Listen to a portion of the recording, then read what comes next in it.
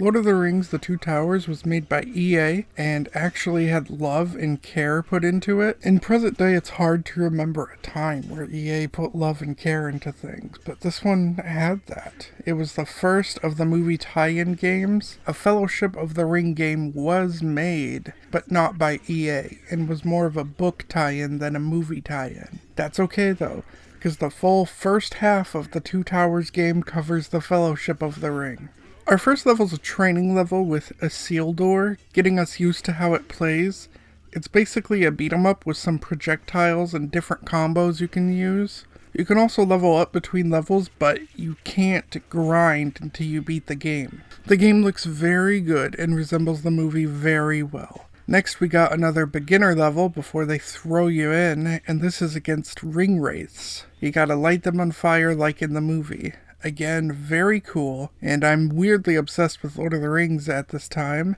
I'm rewatching these and learning lore now that I'm older, and I feel like I'm learning so much I didn't know. Stuff I'm sure a lot of Lord of the Rings fans would be like, how did you not know? But I was a kid when Lord of the Rings came out. I don't retain every detail or have understood everything. But the Nazgul, I guess, can turn people into a wraith too with the Morgul blade. I thought it was just like a poison blade or something, but no, Frodo was becoming a wraith? He could have been a smaller wraith? Can they just make an army of those? I have a lot of questions. Our next level is where the game actually starts. Before that, we didn't even get a menu or a level select. We had to watch cutscenes and we couldn't skip. And throughout the game, you do. Until you beat the level, you have to watch the cutscenes and you cannot skip them. And they're just scenes from the movie. It's a minor nitpick, but I didn't like it because it made me think my controller wasn't working until the game actually started. Legolas, Gimli, and Aragorn are all playable. Gimli's a tank, but he's slow. Legolas is fast, but weaker. And Aragorn is the best character in the game. You can also unlock a seal door by beating the game. This level has the Watcher in the water, the fucking coolest creature to ever exist. Guys will see the Watcher in the water and base their entire personality off of him. And it's me, I'm Guys.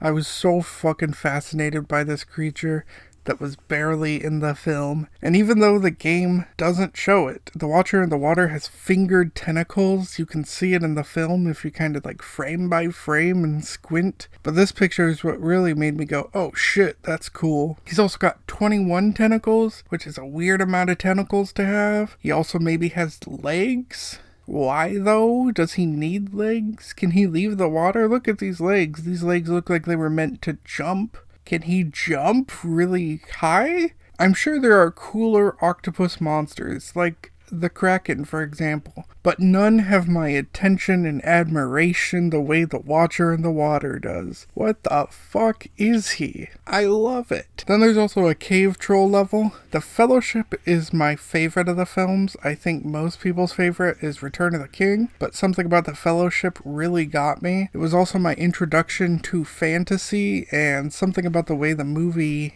is just works for me. If you've read like Pilgrim's Progress or certain mythologies, you know that it can be like trial after trial after trial. And that's kind of what the Fellowship of the Ring does. It gives you the Nazgul, then the Watcher, then the Cave Troll, then the Balrog, then Lurtz. And I apparently really like that format. The cool thing about this level is they do stuff from the movie.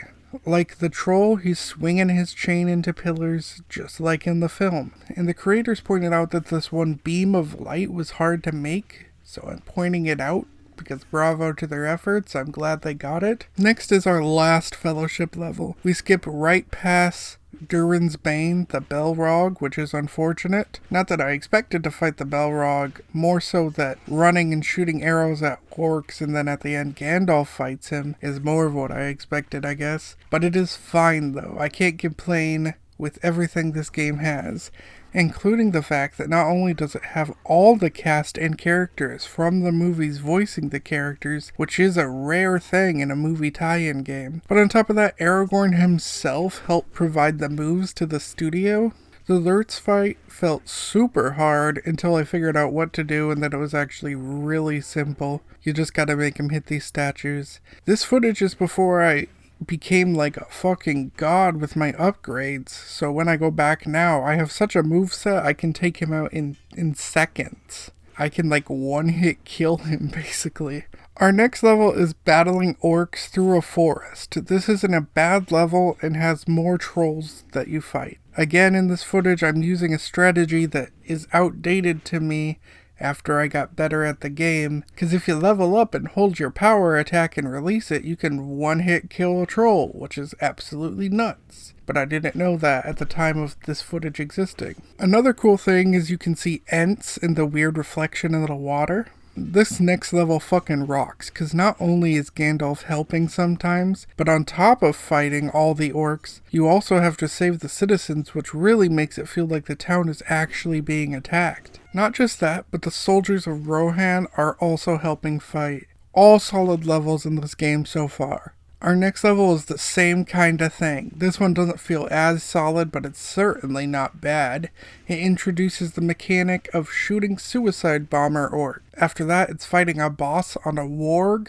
This level isn't too hard once you realize you can't hurt the warg boss until he does his little pattern and shows the warg's belly. It's just a bit of a tedious boss battle that, again, isn't bad, but it really isn't good. It's my least favorite in the game. This begins Helms Deep, where the difficulty starts to shoot up. Tons of 2D generated sprites run at you in the background to give the illusion of a grandiose battle, and orcs climb the ladders to try to overwhelm you, and you kick them down. This is really a well-designed level and really makes me feel like I'm in an epic battle and that this is actually happening. It's one of my favorites. Helms Deep continues with what for me is the hardest level. The fact that the levels of Helms Deep are the hardest not only makes sense game-wise, but also makes you really feel that epicness of that grand battle. However, I will say it needs tweaking a bit. I lost this level like 6 times. That's not why it needs tweaking. No, with each time I figured out something new and got better. But why does it need tweaking? Well, because I could be doing a fantastic job the whole time, minimal to no damage caused to the door, only to have the very end catapult obliterate all that super quickly, making you have to do the entire level over again.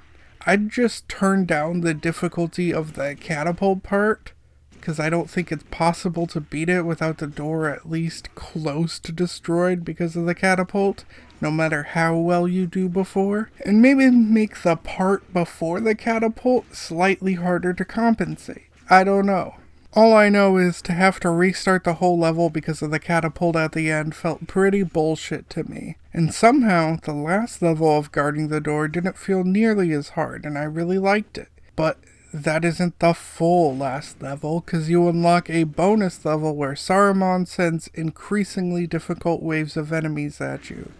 It's kind of fun, and I like the touch of Saruman getting pissy with you. Sadly, you don't fight him, as that would have made a cool final boss, even if it didn't really make sense for the story. But this is just a bonus thing, and you also unlock Isildur, who's a pretty good character, so that's neat as well. Overall, The Two Towers is an absolutely fantastic game. So, hopping into Return of the King is so similar in every way, it might as well be a continuation of the Two Towers game. Hell, it even continues the Battle of Helm's Deep, where we ended last. New to this game is co-op, which is always nice. Also a ton of new characters, including Gandalf, Faramir, and all the hobbits. Legolas, Aragorn, and Gimli are still here, but their movesets have been changed, which for some characters made them better, and other characters worse. Legolas is my go-to in this one, whereas in The Two Towers, he was not. After that, the story separates into 3 groups. You have Aragorn, Legolas, and Gimli in one group,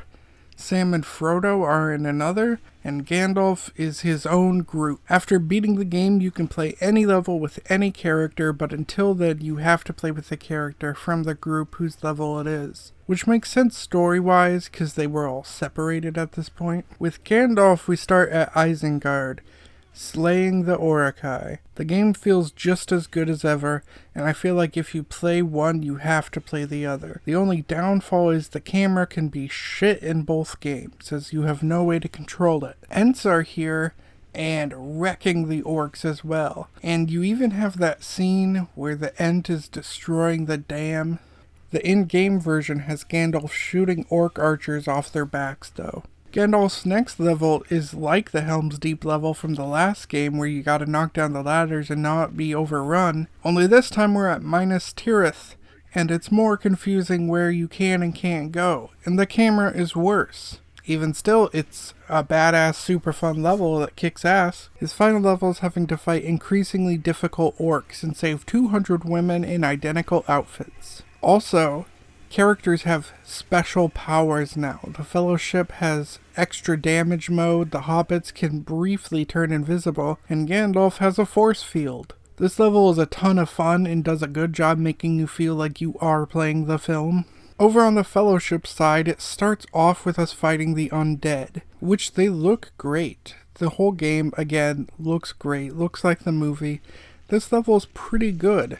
But I've played it so much I have too many complaints, mainly camera issues, invincibility frames when they're spinning around, and I also hate the slow walk through the fog, but these are tiny nitpicks. After that we have to fight the King of the Dead, which didn't happen in the film, but I like this added to the game because it's fun. And he does feel hard when you start out, but by the time you beat the game, you'll wonder how you even struggled. That being said, this game is slightly easier than the Two Towers game, but still challenging. The next part is where it really sucks. Running face first to escape, and even the smallest slip up can cause you to die. And on co-op, it is awful. This is just the worst part of all the games. The next level is fighting endless orcs and trolls. This is really good for level grinding, but I didn't have to do much of that, as this game has the option to buy most upgrades for every character for a slightly more expensive price. And that saves you money in the long run, buying for each character individually.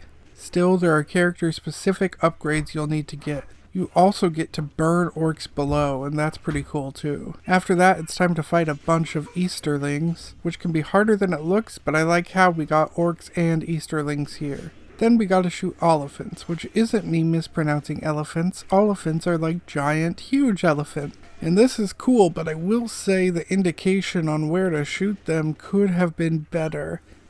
Not that obviously they have targets on them, that's not what I'm talking about. I'm talking about where you have to go to shoot them, because it will take you a couple of tries to figure out where the game wants you to go and how to get there. After that, we blast the shit out of a drake to end the level. The last Fellowship level is at Black Gate, and it starts with us destroying the mouth of Sauron, and then having to deal with huge swarms of enemies. This one's quite tricky, as not only do you need to stay alive, but also Gandalf and the other two Fellowship members you aren't playing as also need protection if they get overrun, while at the same time killing off 6 powerful orc captains. It's honestly pretty intense and well done. My only nitpick is sometimes your allies forget to heal unless you run up to their face and then suddenly they remember. You also have to fight the Nazgul at the end, but at this point it's kind of a cakewalk. Next is Hobbit stuff, and it starts you off as Sam escaping the drakes and orcs when they attacked Faramir in the Two Towers. This one involves... Oh, hello, Bee. Did you want to say something? No? Okay. I will pet you while I read this. This one involves hiding and fighting and then hiding to escape the drake. You have a meter that if it gets full, drake will kill you. But if you hide, the meter goes down. This was a fun way to do the level from the film, and I think it works. After that is a scene where Samwise has to go save Frodo from Shelob, only in this game version he has to fight a whole bunch of other spiders. Littler spiders. None are really little, but they just aren't as big as Shelob. And hey, Shelob isn't even the biggest spider in the Lord of the Rings universe. Not even close. Anyway, this level is gross. It's well designed and the spiders fucking curl their gross legs up when you stab them and such. Playing this with anyone who hates spiders, they are going to have such a hard time. Fun fact, these spiders, if lit on fire, burn down to a skeleton, which means they weirdly have both an exoskeleton and an internal skeleton. They are all skeleton, and I honestly think they are somehow creepier that way. Shelob is your final fight here, and she is big and nasty and absolutely terrifying, and fucking jumps at us, and I hate when spiders jump at you. And at one point, Shelob also gets the zoomies. After that, we get my favorite level. Specifically, I just like this level because of the huge variety of ways you can kill enemies. It's a fun one, and I'll show you some of the level.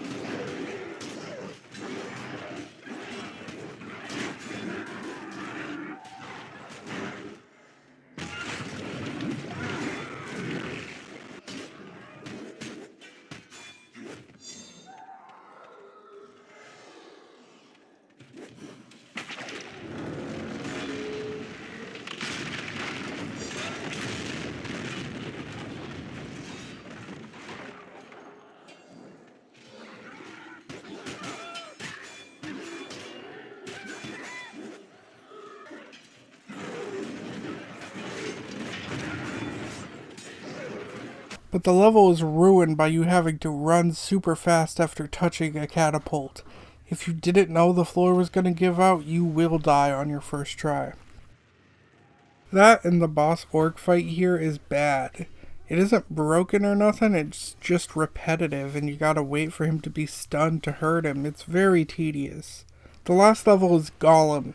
He is the final boss, which I guess fits the story, but game-wise it's super anticlimactic and super pathetic. And when I'm playing as Legolas and just beating the shit out of Golem, basically, you just gotta knock him into the lava over and over again until he actually falls in. Just like the Two Towers, there are bonus levels which are just waves of enemies, and there is behind the scenes content including tiny interviews that are amazing. Honestly, this one is just slightly worse for me, but with adding co-op and more characters, it kinda puts them almost at even. But again, if you play one, you gotta play them both because they are fantastic games and incredible movie tie-in games.